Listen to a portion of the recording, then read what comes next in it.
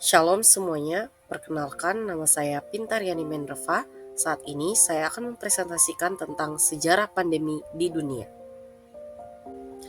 Latar belakang pandemi atau wabah besar berasal dari bahasa Yunani yaitu pan yang artinya semua dan demos yang artinya orang. Merupakan epidemi penyakit yang menyebar di wilayah yang luas, misalnya beberapa benua atau di seluruh dunia. Kapan terjadinya pandemi yaitu 430 sebelum Masehi hingga 2023, di mana terjadi yaitu di seluruh dunia. Siapa saja pihak yang terlibat yaitu pemerintah, masyarakat sipil, dan tenaga kesehatan. Mengapa terjadi? Yaitu ditandai karena lingkungan yang kurang bersih, memakan makanan mentah, infeksi, dan lain-lain. Bagaimana penanganan yang dilakukan? Yaitu melakukan penanganan dengan pengadaan vaksin. Pandemi di dunia pertama kali terjadi di Athena. Gejala wabah Athena yang terjadi pada tahun 430 sebelum Masehi yaitu ruam, sakit kepala, dan konjungtivitis yang berkembang menjadi kram perut dan hemoptitis yang akhirnya menyebabkan kematian dalam 7-8 hari dalam banyak kasus. Jumlah pasti kematian pada wabah ini tidak tersedia, tetapi diperkirakan wabah tersebut menewaskan sekitar 25% orang dan orang-orang di daerah sekitarnya. Wabah yang kedua yaitu wabah Antonine. Wabah Antonine terjadi antara 165 hingga 180 Masehi. Pasukan tentara yang membawa penyakit dari kampanye timur mereka yang saat ini disebut dengan Irak yang akhirnya menyebar ke seluruh kekaisaran Romawi hingga Jerman Barat. Marcus Aurelius, kaisar pada waktu itu, adalah salah satu korban dari 5 juta kematian yang diperkirakan selama pandemi. Adapun gejalanya yaitu ruam, pustula hemoragik, diare berdarah, demam, dan kadang-kadang hemoptitis serta cacar. Wabah ini menghancurkan 33% kekaisaran Romawi karena kekaisaran memiliki jaringan politik yang luas yang terhubung ke berbagai daerah di wilayah yang luas. Wabah yang ketiga yaitu wabah Justinian yang diambil dari nama Kaisar Bizantium pada periode itu. Wabah Justinianus melanda Mediterania pada tahun 541. Gejalanya yaitu infeksi yang disebabkan oleh bakteri Yersinia pestis yaitu demam, batuk, dan dispepsia pada wabah pneumonia, dan selangkangan atau bubu aksila pada wabah pes. Yang keempat yaitu Black Death yang terjadi pada tahun 1346 sampai 1353. Black Death adalah pandemi wabah pes yang terjadi dari tahun 1346 hingga 1353 di Eropa, Asia, dan Afrika. Ini dianggap sebagai pandemi paling fatal yang tercatat dalam sejarah manusia dengan korban tewas sekitar 200 juta orang. Beberapa perkiraan menunjukkan bahwa ia berhasil membunuh 60% dari populasi Eropa. Yang selanjutnya yaitu 7 pandemi kolera yang dimulai pada tahun 1817. Pandemi kolera pertama juga dikenal sebagai kolera Asia yang dimulai pada tahun 1617. Ini dimulai di India dan meluas ke Nepal, Indonesia, Cina, Jepang, Timur Tengah, dan sebagian Rusia.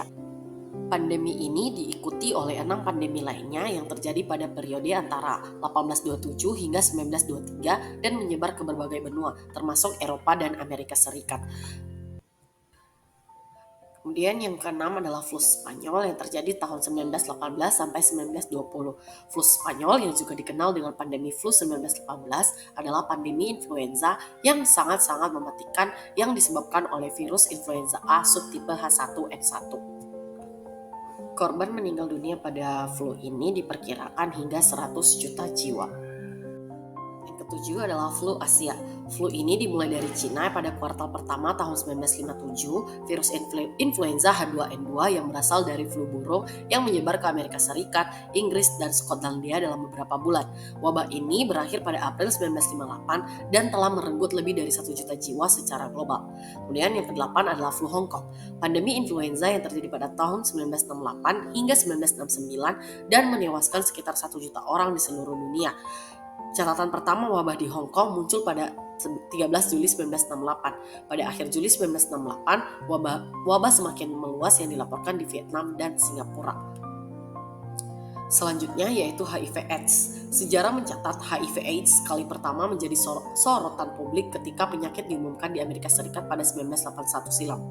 Virus ini menyerang sistem kekebalan tubuh dan memiliki dampak besar pada kesehatan global, terutama di benua Afrika. Setahun berselang, penyakit gangguan sistem kekebalan tubuh ini sudah menyerang 335 orang. Dari jumlah tersebut, 136 penderita diantaranya meninggal dunia. Selanjutnya yang ke-10 yaitu SARS-CoV.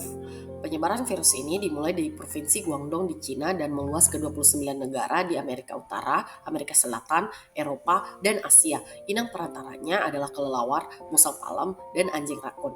Jumlah korban tewas hanya 774 kematian. 7 bulan kemudian, setelah kemunculan pertamanya pada November 2002, pandemi SARS dinyatakan berakhir pada Juli 2003 karena upaya global yang luar biasa untuk mengidentifikasi virus, mengisolasi kasus, dan pelacakan kontak. Yang ke-11 yaitu flu babi yang terjadi pada tahun 2009 yang mempengaruhi 1/10 populasi dengan cepat tetapi tidak mematikan. Gejala dari flu ini yaitu demam tinggi, batuk, sakit tenggorokan, mialgia, sesak napas, dan kadang-kadang muntah dan diare. Yang ke-12 adalah Ebola yang terjadi pada tahun 2014 sampai 2016. Ebola merupakan penyakit yang disebabkan oleh virus Ebola yang dapat menyebabkan demam berdarah yang parah dan seringkali berujung pada kematian. Wabah besar ini terjadi di beberapa negara seperti Guinea, Liberia, dan Sierra Leone antara tahun 2014 sampai 2016 yang mengakibatkan ribuan kematian. Kemudian pandemi yang terakhir yaitu COVID-19 yang terjadi antara tahun 2019 sampai 2023. Pandemi ini disebabkan oleh virus corona jenis baru SARS-CoV-2 yang dimulai di Wuhan, Tiongkok pada akhir 2019. Pandemi COVID-19 dengan cepat menyebar ke seluruh dunia yang memicu adanya lockdown, pembatasan perjalanan, dampak ekonomi yang besar, dan perubahan signifikan dalam cara kita hidup sehari-hari. Adapun solusi yang dilakukan untuk mengatasi pandemi dari zaman dahulu hingga pada saat ini yaitu dengan mengadakan vaksin. Pengadaan vaksin ini menjadi titik awal pada perkembangan dunia kesehatan. Selanjutnya yaitu pandemi COVID-19 yang terjadi di Indonesia. 2 warga Indonesia yang positif terinfeksi virus corona disebut telah melakukan kontak dengan warga negara Jepang. Dan warga Jepang ini kini tengah menjalani proses karantina di Malaysia.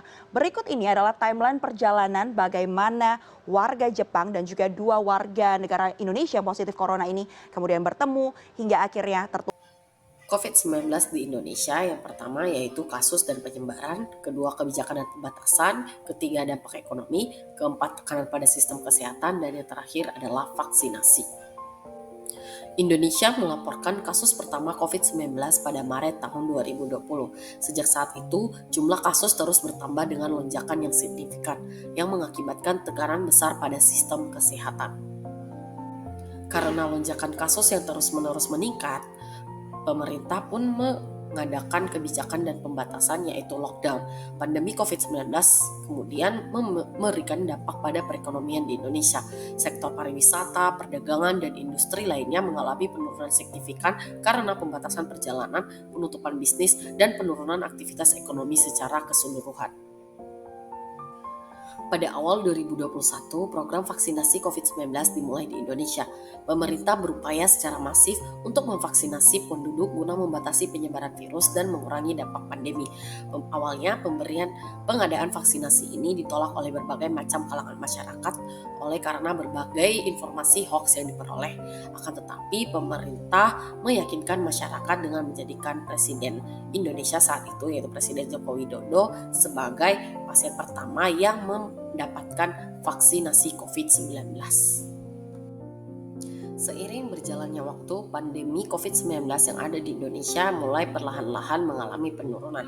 Berdasarkan hal tersebut, melalui Kepres nomor 17 tahun 2023, Presiden Joko Widodo menetapkan status pandemi coronavirus disease 2019 atau COVID-19 telah berakhir dan mengubah status faktual coronavirus disease 2019 atau COVID-19 menjadi penyakit endemi di Indonesia. Dengan demikian, penetapan kedaruratan kesehatan masyarakat COVID-19 dan penetapan bencana non-alam penyebaran COVID-19 sebagai bencana nasional secara resmi telah dicabut.